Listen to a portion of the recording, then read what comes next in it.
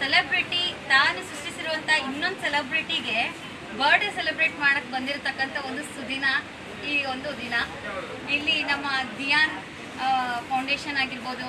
Diyan foundation ಅಂತಂದ್ರೆ ಎಲ್ಲ ವಯಸ್ಸಾಗಿರ್ತಕ್ಕಂಥ ಎಲ್ಲ ಹೆಣ್ಮಕ್ಳು ಅಂದ್ರೆ ನಮ್ಮ ಅಜ್ಜಿ ತಾತ ಈ ವಯಸ್ಸಿನವರೆಗೂ ಕೂಡ ಇವತ್ತು ಮೀನುಟನ ಮತ್ತೆ ಅವ್ರಿಗೆ ಸವಿಯೋದಕ್ಕೆ ನೀವು ವೆಜ್ಜೆ ತಿನ್ಬೇಕು ಅನ್ನೋದು ಇದಿಲ್ಲ, ಎಲ್ಲರಿಗೂ ಸಿಗಲಿ ಈ ಒಂದು ಭಾಗ್ಯ. ಹೋಟೆಲ್ ಎಷ್ಟು ಜನ ತಂದೆ ತಾಯಿನ ಕರ್ಕೊಂಡು ಹೋಗ್ತಾರೋ ಗೊತ್ತಿಲ್ಲ, ಬಟ್ ಇವತ್ತು ನಮ್ಮ ಸತೀಶ್ ಸರ್ ಬನ್ನಿ ತಾಯಿ ಅಂದರೆ ನಾವು ಕರ್ಕೊಂಡು ಹೋಗ್ತೀನಿ ಅಂತ ನಮ್ಮ ಸಂಸ್ಥೆ ದಿಯಾನ್ ಸಂಸ್ಥೆಯಿಂದ ಎಲ್ಲ ವಯಸ್ಸಾದಂಥ ನಮ್ಮ ಅಜ್ಜ ಅಜ್ಜಿದಿರನ್ನ ಕರ್ಕೊಂಡು ಬಂದಿದ್ದಾರೆ. ಹಾಗೆ ಸುಮಾರು ವರ್ಷಗಳಿಂದ ನಮ್ಮ ಶ್ರೀ ಸಾಯಿ ಸ್ನೇಹ ಫೌಂಡೇಶನ್ಗೆ ಬಹಳಷ್ಟು ಸೇವೆಯನ್ನು ಸಲ್ಲಿಸಿದ್ದಾರೆ.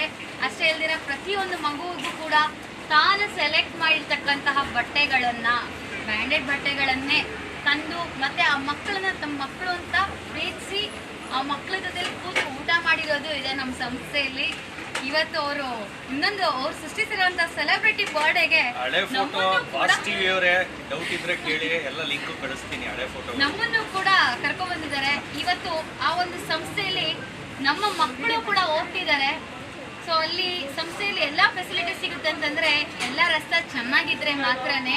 ಹಸ್ತ ಚೆನ್ನಾಗಿದ್ರೆ ಸಾಲದು, ಮನಸ್ಸು ಶುದ್ಧವಾಗಿರ್ಬೇಕು. ನೂರಾರು ಮಾತನಾಡೋರು ಕೋಟೆ ಕಟ್ಟಕ್ಕಾಗಲ್ಲ, ಕೋಟೆ ಕಟ್ಟೋರು ಮಾತನಾಡೋಕ್ಕಾಗಲ್ಲ. ಸೊ ಇವತ್ತು ಅವರು ಹಿಂಭಾಗದಲ್ಲಿ ಮಾಡಿರ್ತಕ್ಕಂತಹ ಕೋಟೆ ಇವತ್ತು ಎಲ್ಲ ಮಕ್ಕಳು ಸಹ ಹಾಗೆ ವೃದ್ಧರು ಸಹ ಸಂತೋಷದಿಂದ ಇರಬೇಕು ಅನ್ನೋ ಒಂದು ಸುದಿನ ಇವತ್ತು ನಮ್ಮ ಕ್ಯಾಡೋಬಮ್ಸ್ ಬರ್ಡೇ ಆಗಿದೆ ಅಂತ ಹೇಳ್ತಾ ಈ ಒಂದು ದಿನ ನಾವು ಸತೀಶ್ ಸರ್ ಅವ್ರಿಗೆ ಥ್ಯಾಂಕ್ ಯು ಹೇಳಕ್ಕೆ ತುಂಬ ಇಷ್ಟಪಡ್ತೀನಿ. ಶ್ರೀ ಸಾಯಿ ಸ್ನೇಹ ಫೌಂಡೇಶನ್. ನಮಸ್ತೆ. ಇವತ್ತು ಕ್ಯಾಡಾಬಾಮ್ಸ್ ಫ್ಯಾಬ್ಲೋ ಎಸ್ಕೋಬಾರ್ ಅಂತ 100 CR ವರ್ತ್ ಡಾಗ್ದು ಇವತ್ತು ಬರ್ಡೇ ಸೆಲೆಬ್ರೇಷನ್ನ ಮಚಿಲಿ ಊಟ ಅಂತ ಕನಕಪುರ ರೋಡಲ್ಲಿ ದಿಯಾ ಚಾರಿಟಬಲ್ ಟ್ರಸ್ಟ್ ಆಮೇಲೆ ಶ್ರೀ ಸಾಯಿ ಸ್ನೇಹ ಫೌಂಡೇಶನ್ ಅವರ ದೇವ್ರ ಮಕ್ಕಳು ಅಂತಲೇ ಹೇಳ್ಬೋದು, ಅವ್ರನ್ನೆಲ್ಲರನ್ನೂ ಸೇರಿಸಿ ಇವತ್ತು ಒಂದು ಡಾಗ್ದು ಬರ್ಡೇಗೆ ಫಸ್ಟ್ ಟೈಮ್ ವರ್ಲ್ಡಲ್ಲಿ ಸೀ ಫುಡ್ ಪಾರ್ಟಿ ಹೋಟ್ಲಿಗೆ ಕರೆಸಿ ಎಲ್ಲರಿಗೂ ಊಟ ಅರೇಂಜ್ ಮಾಡಿದ್ದೀನಿ.